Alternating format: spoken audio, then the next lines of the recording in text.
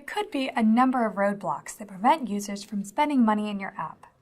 A roadblock could be a design issue that discourages users, like a complex registration process, or a technical issue that users experience on particular devices or operating systems. You can use the reports we've talked about in previous units to help identify roadblocks and more effectively monetize your users. For example, you can use the Screens report to compare the monetized and non-monetized segments to see if users that don't spend money have a higher exit rate on certain screens.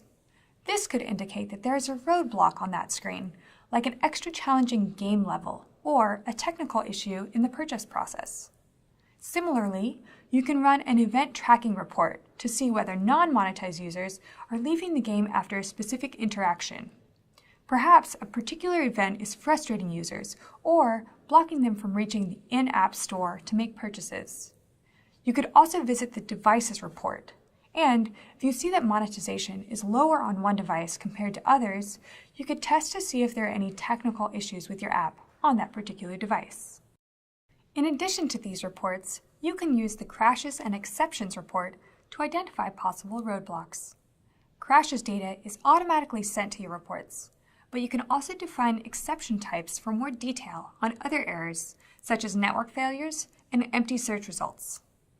All of this data can be broken out by app version, operating system, and device brand, so you can evaluate your app's technical performance in different environments. To take it one step further, you may want to consider how much crashes are costing you. You can do this by creating two segments, one for sessions with crashes and another without. Then compare the e-commerce conversion rate and average order value of the segments to see if these metrics are lower in sessions with a crash.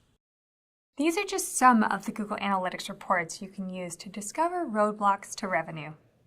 By using the reports that are most applicable to your monetary goals, you can discover opportunities to improve your app user experience and drive more revenue for your business.